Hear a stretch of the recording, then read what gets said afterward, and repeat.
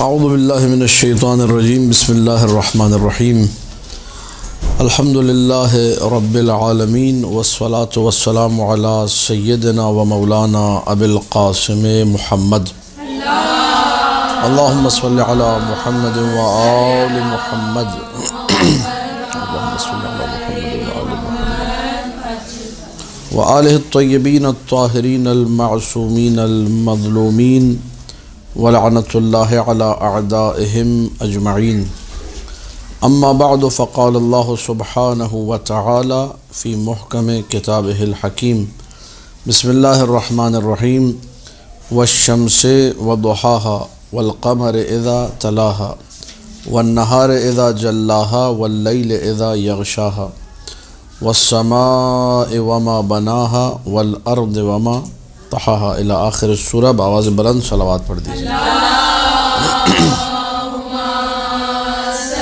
اللہم صلی علی محمد و آل محمد سورہ بلد کا خلاصہ الحمدللہ ہم نے پڑھ لیا۔ سورہ بلد کے فوراً بعد سورہ شمس آتی ہے۔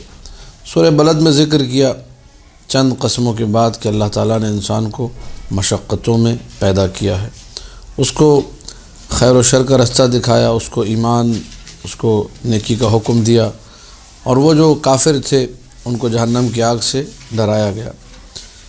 سورہ بلد کے فوراً بعد سورہ شمس جو آتی ہے، اس میں بھی اللہ اپنے احسانات کا ذکر کر رہا ہے انسان کے اوپر۔ وہاں اللہ نے کہا تھا الم نجعل لہ عینین ولسانا وشفتین وہدیناہ النجدین، کہ ہم نے انسان کو آنکھیں نہیں دی، زبان نہیں دی، ہونٹ نہیں دیے، خیر و شر کا رستہ نہیں دکھایا۔ یہاں پر بھی اسی طریقے سے انسان ہی کے بارے میں ہے وَنَفْسٍ وَمَا سَوَّاهَا فَأَلْهَمَهَا فُجُورَهَا وَتَقْوَاهَا، وہاں ہم نے پہنچنا ہے۔ تو ملتا جلتا ہے تقریباً مضمون کے اعتبار سے کہ انسان پر اللہ کے کیا کیا انعامات اور احسانات ہیں، کیسے کیسے اللہ نے اسے تقوی کی ترغیب دلائی ہے، تزکیہ نفس کی ترغیب دلائی ہے، کفار کو کیسے ڈرایا ہے۔ بسم اللہ الرحمن الرحیم کے بعد والشمس، قسم ہے سورج کی، شمس سورج، اور سورج کی قسم ایک عظیم قسم ہے، بڑی قسم ہے۔ ساری کائنات سورج سے فائدہ اٹھا رہی ہے، چاہے وہ نباتات ہوں، چاہے وہ اشجار، احجار تک، پتھر تک، پہاڑ تک سورج سے فائدہ اٹھا رہے ہیں، جمادات سورج سے فائدہ اٹھا رہے ہیں، نباتات سورج سے فائدہ، انسان سورج سے فائدہ اٹھا رہے ہیں۔ کتنے مریض ہیں جن کو ڈاکٹر یہ کہتے ہیں کہ آپ دھوپ میں جا کے بیٹھیں تو آپ کا مسئلہ حل ہو جائے گا۔ تو سورج کے منافع بہت زیادہ ہیں۔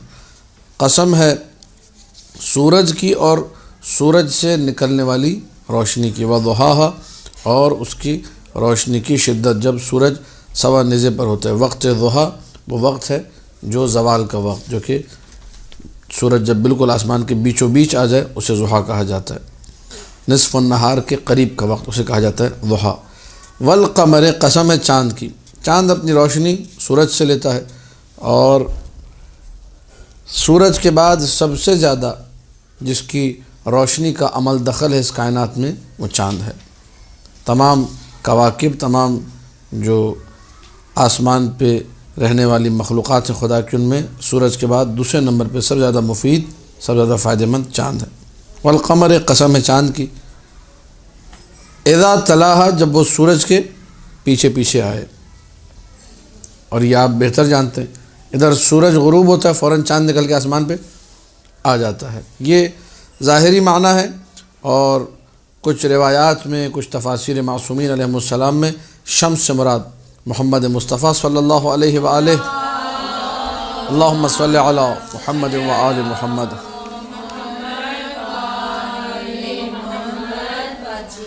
اور قمر سے مراد جو ہے امیر کائنات سلام اللہ علیہ کو لیا گیا ہے، کہ یہاں پر قمر وہ چاند، وہ امیر المومنین ہے جو کہ فوراً جو ہے رسول اکرم کے بعد آتے ہیں ان کے پیچھے پیچھے۔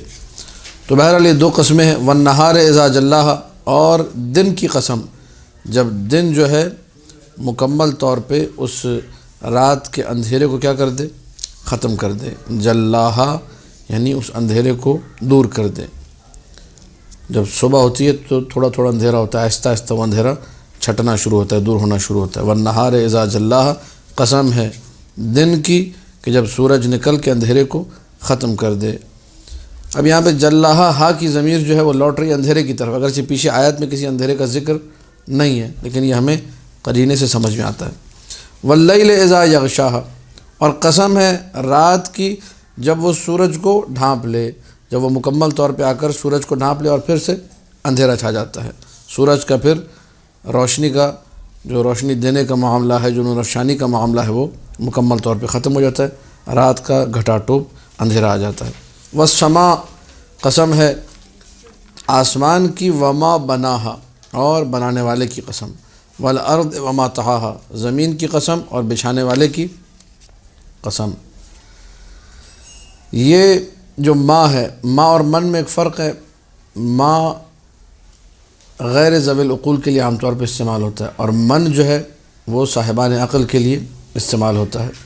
تو اب یہاں پہ لفظ ما کا استعمال کیا ہے، من کا استعمال نہیں کیا۔ والسماء ومن بناہا، والسماء وما بناہا کہا ہے، وہ آسمان جو اس زمین پر صاحبان کی مانند ہے، اس آسمان کی قسم کھائی جا رہی ہے جس کے بے شمار منافع ہیں۔ پورے زمین کے نظام کا ایک پورا کنیکشن آسمان سے جڑا ہوا ہے، آسمان کو ہٹا دیا جائے زمین تباہ و برباد ہو جائے، اتنا مضبوط کنیکشن ہے زمین اور آسمان کا۔ تو یہاں پر یہ جو ما جو ہے ذکر کیا گیا، یہ ما سے مراد وہ چیز، وما بناہا وہ شے، اس کو کہا جاتا ہے عربی میں ماء وصفیہ، جو صفت بیان کرنے کے لیے ہے، یعنی وہ عظیم شے جس عظیم شے نے اسے بنایا۔ اور یا جو ہے ما کو آپ مصدر میں اگر ڈال دیں تو بنانے کی قسم، ظاہر سی بات ہے پھر وہ بات پلٹے گی، اللہ ہی کی طرف، بنانے والا اللہ ہے، وہ عظیم شے جس سے بنایا گیا اس عظیم شے کا خالق اللہ ہے، لیکن یہ سارے کے سارے ترجمے یہاں پر ممکن ہیں۔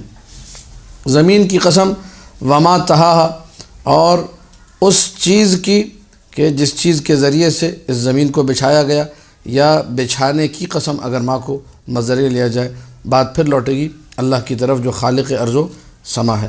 وَنَفْسٍ، اب یہ آ گئی انسان کی بات، سورہ فجر میں بھی تھی، سورہ بلد میں بھی تھی، اب آ گئے ہم لوگ سورہ شمس میں۔ وَنَفْسٍ، اور اس نفس کی قسم، وَمَا سَوَّاهَا، اور جس نے اس نفس کو بالکل، جسے کہتے ہیں ہر چیز کو اپنے اپنے مقام پہ رکھ کے بہترین انداز میں خلق کیا، اس کی قسم۔ وَمَا سَوَّاهَا، اس نے اس کو بالکل، اچھا تسویہ کا معنی برابری کا ہوتا ہے، لیکن یہاں پہ برابری سے مراد جو چیز جیسی ہونی چاہیے اس کو ویسا رکھا۔ برابری سے مراد یہ نہیں ہے کہ آپ کی 5 انگلیاں برابر ہوں، 5 انگلیاں اگر برابر ہوں تو اس کا حسن ختم ہو جائے گا۔ یہ ان انگلیوں کا جس شیپ میں یہ ہے کہ ایک بڑی ہو، ایک چھوٹی ہو، ایک سب سے چھوٹی ہو، ایک دفعہ انگوٹھا نکلا ہو، اسی میں اس کا حسن ہے، اسی میں اس کا کمال ہے، اسی کو تسویہ کہا جاتا ہے، یعنی جس چیز کو جیسا ہونا چاہیے ویسا ہی اس نے خلق کیا۔ تو اس لیے انسان کو اگر نارمل انسان ہو جس کی ساری چیزیں سیٹ ہوں، اس کو کہتے ہیں مستوی خلقہ۔ مستوی خلقہ یعنی نارمل کریٹڈ، جس کو مکمل طور پہ ٹھیک سے بنایا گیا، جیسے عام لوگوں کے کان ہوتے ہیں، آنکھیں ہوتی ہیں، ہونٹ، زبان، چہرہ، قد و اندام، یہ ساری کی ساری چیزیں اس شخص کی میں کہتے ہیں مستوی خلقہ ہے، یعنی ہر چیز ٹھیک سے بنی ہوئی ہے۔ انسان کو اس نے خلق کیا اور ٹھیک سے بنایا۔ فَأَلْهَمَهَا فُجُورَهَا وَتَقْوَاهَا، فوراً ہدایت کی بات آ گئی۔ وہاں پر بھی سورہ شمس میں بھی، سورہ بلد میں بھی تھی کہ اللہ نے انسان کو کیا کیا، لَقَدْ خَلَقْنَا الْإِنسَانَ فِي كَبَدٍ، سختی میں پیدا کیا۔ اس کے بعد کہا کہ أَيَحْسَبُ أَن لَن يَقْدِرَ عَلَيْهِ أَحَدٌ، کیا وہ انسان یہ سمجھتا ہے کہ کوئی اس کو پکڑ نہیں سکتا؟ انسان یہ سمجھتا ہے کہ لم یرہ احد، کوئی اسے دیکھ نہیں رہا۔ الم نجعل لہ عینین ولسانا وشفتین، ہم نے آنکھیں دی، ہم نے زبان دی، ہم نے ہونٹ دیے۔ وہدیناہ النجدین، اور ہم نے اسے خیر و شر کا راستہ دکھایا۔ وہی لب و لہجہ، انداز تبدیل ہو گیا ہے، الفاظ تبدیل ہو گئے، بات وہی ہے۔ خلق کیا انسان کو، بہترین انداز میں خلق کیا، احسن تقویم میں خلق کیا۔ فَأَلْهَمَهَا، فوراً اس کو الہام کیا، فوراً اس کی عقل کو مکمل کیا، اسے اس کا خیر و شر بتا دیا، انسانی عقل کو بتا دیا کیا اس کے لیے اچھا ہے، کیا اس کے لیے برا ہے۔ فَأَلْهَمَهَا فُجُورَهَا، فجور بمعنی شرور، اس کو برائیاں بھی بتا دی، وَتَقْوَاهَا، اور نیک اعمال بھی بتا دیے، برائیوں سے بچ کے انسان نیکی کے رستے پہ کیسے چلے وہ بھی اللہ نے اسے الہام کر دیا۔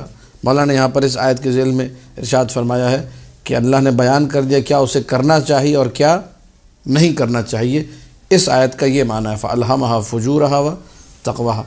قد افلح من زکاہا، کامیاب ہے، کامران ہے وہ شخص جس نے تزکیہ کیا، جس نے اپنے آپ کو پاک اور پاکیزہ کیا۔ من زکاہا، تزکیہ، اب یہاں پہ تھوڑی سی آپ کی توجہ چاہوں گا اس لفظ کے اوپر، تاکہ ہم لوگ لفظ تزکیے، لفظ زکوٰۃ اور اس سے ملتے جلتے جتنے الفاظ ہیں ان سے بھی آشنائی حاصل کریں، جو کہ اس سورہ کے اندر ایک خاص مقام رکھتا ہے یہ لفظ۔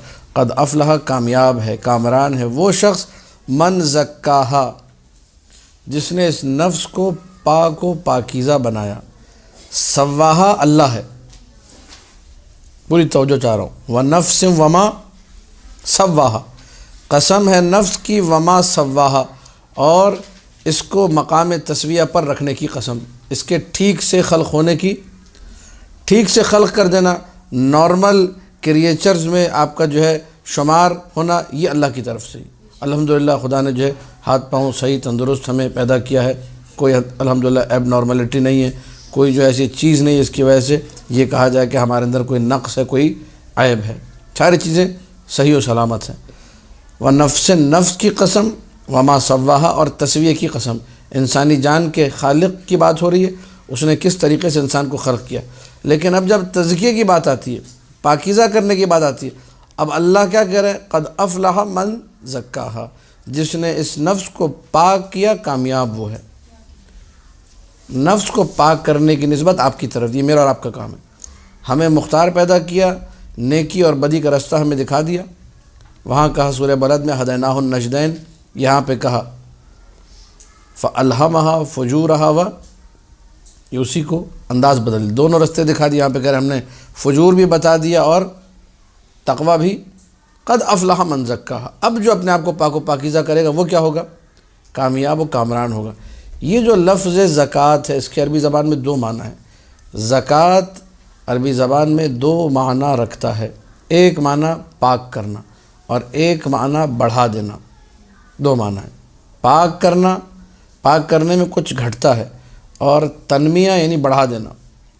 جب انسان زکوٰۃ نکالتا ہے، فرض کریں آپ کے پاس 5 جو ہے مثال کے طور پر اونٹ ہو گئے، تو آپ نے ایک اونٹ نکالنا ہے، یا جو ہے اس پہ ایک بکری نکالنی ہے، کوئی بھی ایک چیز دینی ہے زکوٰۃ کے طور پہ، تو اب وہ ایک چیز جو آپ نکال رہے ہیں، تو آپ کے مال میں سے کچھ گھٹ رہا ہے یا نہیں گھٹ رہا؟ گھٹ رہا ہے۔ زکوٰۃ کا 40واں حصہ جب آپ نکالتے ہیں، ادا کرتے ہیں اس کو، تو کچھ نہ کچھ نکل رہا ہے، آپ کے مال میں سے جا رہا ہے، لیکن یہ ظاہر ہے جیسے ہی وہ مال آپ نے نکالا، نمبر 1 آپ کا مال پاک ہو گیا، اس میں کوئی حرام کا شائبہ باقی۔ نمبر 2، یہ آپ کو ظاہری طور پہ آنکھوں سے نظر آ رہا ہے کہ کم ہو گیا، اللہ نے اس زکوٰۃ میں برکت ایسی رکھی کہ اب یہ کم نہیں ہوگا، بڑھتا ہی رہے گا۔ یہ زکوٰۃ کا فائدہ ہے، زکوٰۃ نکالنے کا۔ تو تزکیے میں بھی، تزکیے میں آپ یہ سوچتے ہیں کہ یار میں معاشرے سے کٹ گیا، اپنے آپ کو پاک کرنے کے چکر میں انسان کو یہ لگتا ہے کچھ کمی ہو رہی ہے، کچھ میری زندگی میں نے اپنی خواہشات کو ریڈیوس کر دیا، کم کر دیا، میں نے کاٹ دیا اپنے آپ کو معاشرے سے، میں وہاں نہیں گیا، میں یہاں نہیں گیا، میں نے یہ نہیں دیکھا، میں نے وہ نہیں دیکھا، میں نے یہ نہیں بولا، میں نے وہ نہیں بولا، میں نے یہ نہیں سنا، میں نے وہ نہیں، کمی۔ لیکن اللہ اس کی قدر و منزلت کو اپنی نگاہ میں بڑھا دیتا ہے، وہ بڑھنا شروع ہو جاتا ہے۔ ان چیزوں کو کم کر کے، خواہشات دنیاوی کو کم کر کے، حرام کو زندگی سے نکال کے، یہ زکوٰۃ ادا کر کے انسان آگے بڑھنا شروع ہو جاتا ہے۔ ہر چیز کی زکوٰۃ ہے، لِكُلِّ شَيْءٍ زکوٰۃ، ہر چیز کی زکوٰۃ ہے۔ یہاں بات ہو رہی ہے قرآن میں نفس کی زکوٰۃ کی، وَنَفْسٍ وَمَا سَوَّاهَا فَأَلْهَمَهَا فُجُورَهَا وَتَقْوَاهَا قَدْ أَفْلَحَ مَنْ زَكَّاهَا، جس نے تزکیہ کیا، جس نے پاک کیا، وہ کامیاب اور کامران ہے۔ جس نے اپنے آپ کو برائیوں سے، اخلاق رذیلہ سے، گندے اخلاق سے پاک کیا، وہ کامیاب و کامران ہے۔ وَقَدْ خَابَ مَنْ دَسَّاهَا، اس کے بالمقابل افلاح کے مقابلے میں ہے خابہ، خیبت سے۔ خیبت کا مطلب کیا ہے؟ ناکامی، نامرادی۔ انسان جب ناکام اور نامراد ہو جائے تو کہتے ہیں خائب لوٹا ہے۔ خائب کا مطلب کیا ہے؟ ناکام و نامراد۔ افلاح کا مطلب کیا ہے؟ کامیاب و کامران۔ افلاح من زکاہا، جس نے نفس کو پاکیزہ کیا وہ کامیاب ہو گیا۔ وخابہ، اور ناکام اور نامراد ہو گیا، من دساہا، دسیسہ گھسنے کو کہتے ہیں۔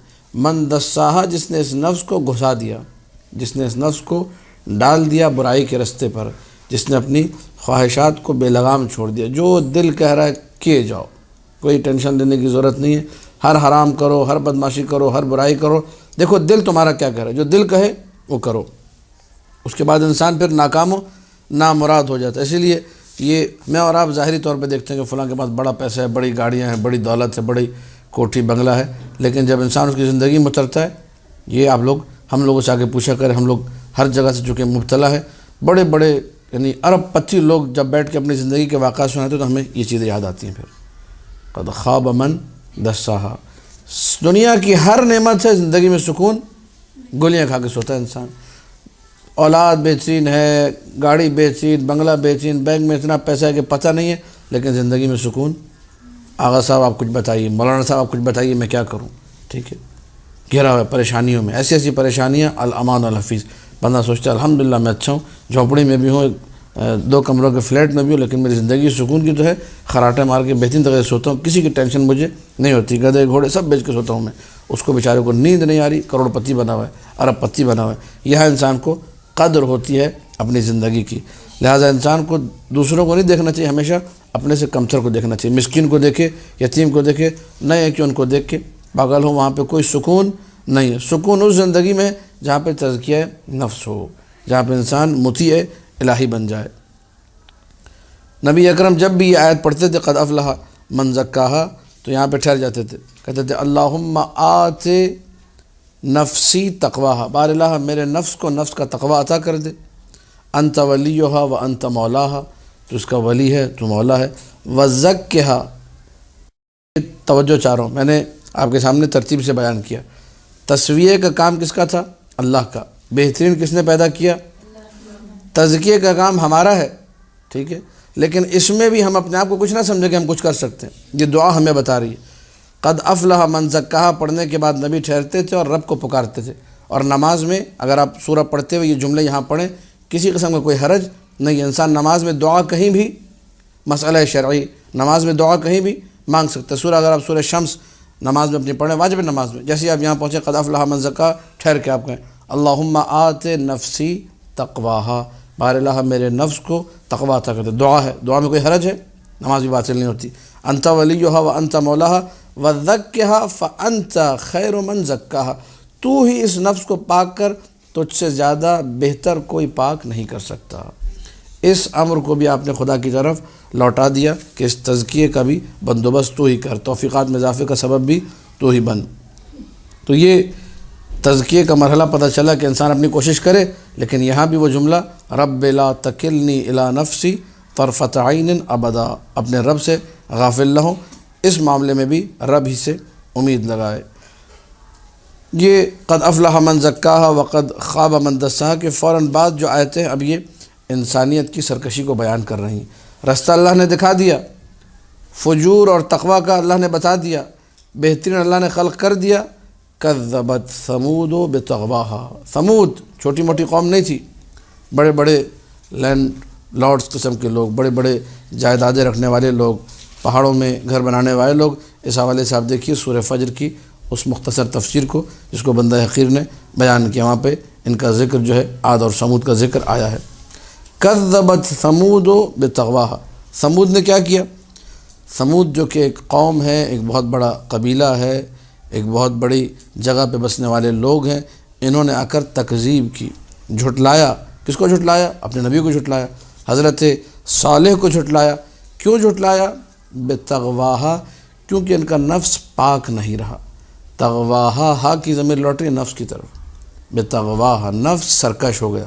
جب نفس انسانی سرکش ہو جائے تو خدا اور پیغمبر سب کو بھلا دیتا ہے۔ قوم سمود اپنے نبی کو جھٹلا دیا، وہ نبی جو کہ خدا کی طرف سے ہدایت دینے کے لیے آیا تھا، الہمہا فجورہا و تقواہا، ظاہری طور پر نظر آ رہا تھا، یہ نبی ہمیں بتا رہا ہے، اسی کو جھٹلا دیا، نفس سرکش ہو گیا۔ نفس کے تزکیے کا بندوبست انہوں نے نہیں کیا۔ اذ انبعث اشقاہا، جب پیدا ہوا ابھرا ان میں سے اشقاہا، اسی قوم کا بدبخت ترین شخص، قوم سمود کا جو شقی ترین شخص تھا، جس کا نام قیدار یا قدار مختلف طریقوں سے ملتا ہے، جو کہ سب سے اشقا یعنی سب سے خبیث، سب سے سرکش ترین، جس نے ناقہ صالح کی ٹانگوں کو جو ہے کاٹا تھا۔ فقال لهم رسول اللہ ناقۃ اللہ وسقیاها، اللہ کے رسول نے حضرت صالح نے کہا کہ تم لوگ اس ناقے کو اذیت نہ دو، یہ ناقۃ اللہ ہے، یہ اللہ کی اونٹنی ہے، کیونکہ اس کی نسبت اللہ کی طرف سے، تو یہ اونٹنی اللہ کی نشانی ہے، اس کو پانی پینے سے نہ روکو، اس کی تم لوگ اذیت کا باعث نہ بنو، اس کو تنگ نہ کرو۔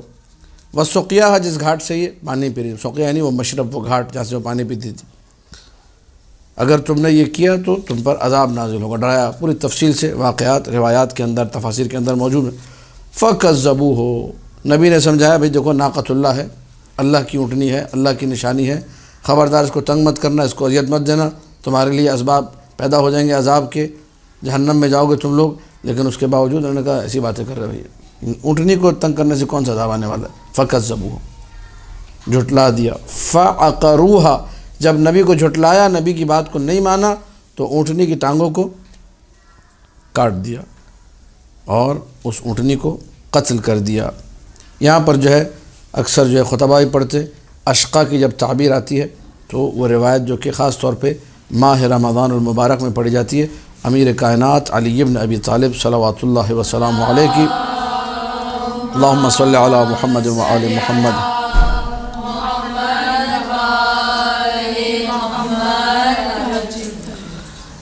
جو سنیوں نے بھی اپنی کتابوں میں لکھی ہے کہ ارشاد فرمایا نبی سے کہ علی سے کہ اے علی، تمہیں معلوم ہے کہ سب سے زیادہ شقی، سب سے زیادہ خبیث اولین میں کون تھا؟ اتدری من اشقى الاولین، اولین میں جو گزر گئے، جو پہلے کے جو لوگ تھے، ان میں سب سے خبیث کون تھا؟ تو مقام ادب ہے، یقیناً امیر المومنین جانتے ہوں گے، لیکن مقام ادب تھا اور مقام تعلیم بھی تھا، دوسروں کو جو سامنے بیٹھے ہوئے تھے بتانا بھی تھا۔ تو کہا کہ اللہ و رسولہ اعلم، یعنی اللہ اور اللہ کے رسول زیادہ بہتر جانتے ہیں۔ قال عاقر الناقہ، سب سے خبیث ترین وہ تھا جس نے ناقہ صالح کو پے کیا، جس نے اس کی اونٹنی کی ٹانگوں کو کاٹا۔ اس کے بعد کہا اتدری من اشقى الاخرین، جو آخرین ہیں وہ اولین تھے یا آخرین؟ آخری زمانے کے لوگ، ان میں سب سے زیادہ اشقا کون ہے، سب سے زیادہ خبیث کون ہے؟ تو پھر جواب میں یہی کہ اللہ و رسول عالم، تو کہا قاتلوں کا، جو تمہیں قتل کرے گا وہ اس کائنات کا شقی ترین شخص ہوگا۔ آخرین میں سب سے زیادہ شقی عبد الرحمن ابن ملجم لعنت اللہ علیہ ہے، جو اشقى الاخرین ہے۔ تو اذ انبعث اشقى، دونوں میں وہ جو اونٹنی کو کاٹ رہے تھے وہاں پر بھی نفس طغیان اور سرکشی پہ آمادہ ہو چکا تھا، یہاں پر بھی ابن ملجم کی داستان اب میں ذکر نہیں کروں گا۔ یہ کس طرح طاغی بنا، جو ظاہری طور پہ جو ہے نمازی و پرہیزگار بن رہا تھا، سجدے پہ سجدے کر رہا تھا، اپنے آپ کو حافظ قرآن شو کر رہا تھا، ایک عورت کی محبت میں گرفتار ہو کے، قطامہ کی محبت میں گرفتار ہو کے امیر کائنات کا نعوذ باللہ قاتل بن گیا، یعنی ایک عورت کی محبت میں سے خدا اور رسول کا دشمن بنا دیا۔ خدا ایسی بدبخت عورتوں سے بچائے، قطامہ جیسی عورتوں سے۔ فَدَمْدَمَ عَلَيْهِمْ رَبُّهُمْ بِذَنبِهِمْ فَسَوَّاهَا، اللہ اکبر۔ جب انہوں نے جو ہے سرکشی کی، طغیان کیا، فدمدما، پھر جو ہے ٹوٹ پڑا، چھا گیا رب کا عذاب۔ دمدمہ کا مطلب ہے ٹوٹ پڑنا اور چھا جانا، یعنی مکمل احاطہ کیا رب کے عذاب نے، ایک ایسی چیخ پکار انہیں سنائی دی، ایسا زلزلہ آیا ان کے گناہ کی وجہ سے۔ عذاب آیا کیوں؟ بے ذنبہم، ان کے گناہ کی وجہ سے، ان کا اپنا کیا کرایا تھا۔ اللہ خواہ مخواہ کسی پہ عذاب نازل، انہوں نے گناہ کیے، انہوں نے سرکشی کی، انہوں نے ناقہ صالح کو قتل کیا، انہوں نے پیغمبر کی تکذیب کی، بذنبہم فسواہا، اور وہ پھر جب عذاب آیا تو پھر سب کے لیے آیا۔ اس میں بھی ایک بہت بڑا پیغام ہے ہمارے لیے کہ وہ لوگ جو امر بالمعروف نہیں کرتے، نہی عن المنکر نہیں کرتے کہ بھئی ہم کیا کریں، اس نے اپنی قبر میں جانا ہے، ہم نے اپنی قبر میں، یہ لوگ بھی جب عذاب آئے گا تو بچیں گے، سب کے سب عذاب کا شکار ہوں گے۔ لہذا انسان کو اپنی ذمہ داری سے کبھی غافل نہیں ہونا چاہیے۔ زمین بالکل فسواہا، ایسا عذاب آیا اس نے، ایک تو سب کو شامل ہو گیا عذاب، اور بالکل حساب کتاب برابر کر دیا، سب کو من و مٹی تلے ایک ساتھ دبا دیا۔ اب وہاں کس کی قبر الگ تھی، کس کی قبر الگ نہیں تھی نہیں پتہ، سب کو ایک ساتھ ہی دبایا، یعنی وہ علاقہ ایسا پلٹا کہ ایک ہی قبر بن گئی، اس میں پوری قوم سمٹ کے آ گئی، اس میں اچھے بھی تھے، اس میں برے بھی تھے، سب کے سب نپٹ گئے۔ اچھے کیوں پھنسے؟ امر بالمعروف روایات میں آیا، نہ کرنے کی وجہ سے، برائی سے نہ روکنے کی وجہ سے۔ تو انسان جیسے بھی ہو، جس معاشرے میں رہ رہا ہے، برائی کو دیکھے تو نہی عن المنکر پہلے تو سیکھے، ہر بندے کا کام نہیں ہے، جب سیکھ لیا تو کسی نہ کسی سٹیپ پہ اپنے آپ کو اسے پانا چاہیے کہ میں ناہی عن المنکر یا ناہی عن المنکر، برائی سے روکنے والے جو لوگ ہیں ان میں میرا مقام کون سا ہے، میں روک سکتی ہوں اپنی طاقت کے ذریعے، قوت کے ذریعے، زبان کے ذریعے، یا کم سے کم انسان دل سے نفرت کرے۔ ہم میں سے بہت سارے ایسے ہیں جو مثلا اچھے کاموں پر ہے، خواتین پردہ کر رہی ہیں، لیکن ان کے سامنے بے پردہ خاتون ہیں، ان کو کوئی رتی برابر کا فرق نہیں پڑتا، دل میں خیال بھی نہیں آتا کہ یہ برا کام کرے اچھا کام۔ یہ لاؤبالی پن ہے، یہ کہ اگر کسی خاتون کے ذہن میں یہ چیز، کوشش رہے اس کی کہ میں اپنی طرف سے بھلائی کروں، میں اپنی طرف سے امر بالمعروف کروں، نہی عن المنکر کروں، نہیں کریں گے جب عذاب آئے گا تو سب اس کا شکار ہو جائیں گے۔ ولا یخاف عقباہا، یہ اللہ نے جو ہے جب سب پر عذاب کو نازل کر دیا تو اب اللہ جو ہے ان کی عاقبت سے اللہ کو کوئی خوف نہیں ہے، ان کی عاقبت کا نتیجہ کیا ہوگا، کیونکہ یہ اپنے عمل کے نتیجے میں یہاں تک پہنچے ہیں۔ تو یہ ساری کی ساری جو آیتیں ہیں یہ ان کے شدید ترین عذاب کو بیان کرنے کے لیے ہے، اور اس میں پھر انسان جب یہ عذاب اللہ نے نازل کیا تو اب رزلٹ نہیں دیکھنا کہ رزلٹ کیا ہوگا، رزلٹ جو بھی ہوگا، پھنسیں گے سارے، مریں گے سارے، لیکن اصل جو چیز ہے بدماشی ان کی اپنی تھی، طغیان ان کا اپنا تھا، سرکشی ان کی اپنی تھی، اور ان کو بھی جو ہے رزلٹ کی اللہ ظاہر کوئی فکر نہیں تھی۔ جب تمہیں پرواہ نہیں تو پھر خدا کو بھی کوئی پرواہ نہیں ہے، پوری قوم ایک ساتھ ہلاک ہو گئی۔ تو سورہ شمس کا جو پیغام ہے ہمارے لیے وہ یہ کہ خداوند متعال نے ہمیں بہترین انداز میں خلق کیا، اس کے بعد ہمارے لیے ہدایت کے اور شر کے رستے کو معین کر دیا، فَأَلْهَمَهَا فُجُورَهَا وَتَقْوَاهَا ہو گیا۔ اب جو ہے کامیاب و کامران وہ ہے جو اچھے رستے پر چلے، جو اچھے رستے پر نہیں چلے گا وہ ناکام اور نامراد ہوگا۔ پھر ایک مثال ہمارے سامنے آ گئی قوم سمود کی، کس طریقے سے انہوں نے سرکشی کی، کس طریقے سے وہ لوگ رب کے اس عذاب میں گھر گئے کہ جس عذاب سے بچنے کے لیے ان کے پاس کوئی چارہ پھر باقی نہ رہا۔ یہ سورہ شمس اس کے بارے میں بھی جو ہے روایتوں میں موجود ہے، اور امام جعفر صادق علیہ الصلاۃ والسلام، اللہم صلی علی محمد وآل محمد،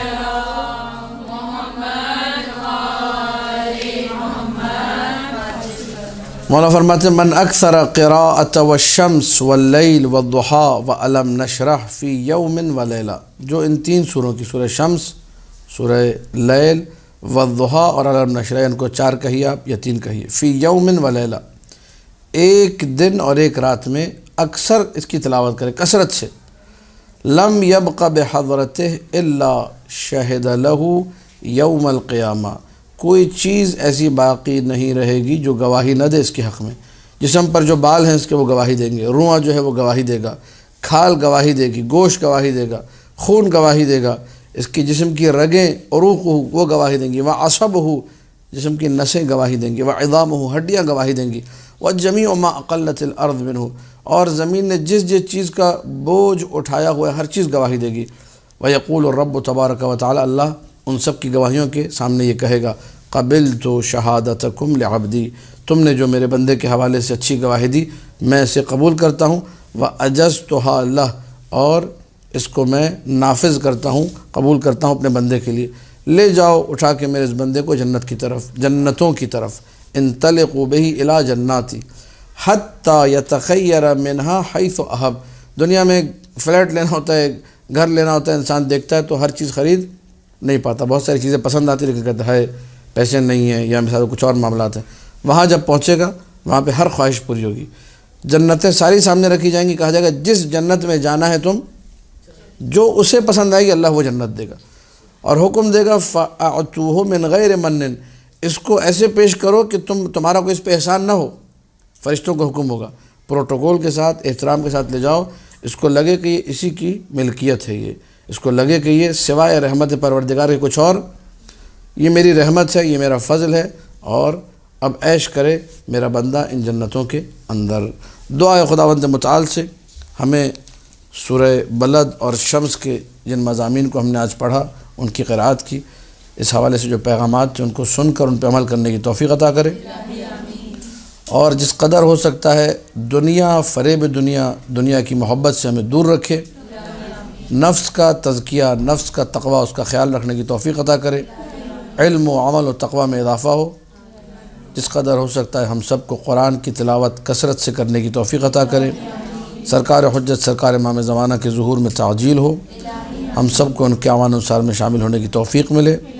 ربنا تقبل منا انک انت السمیع العلیم۔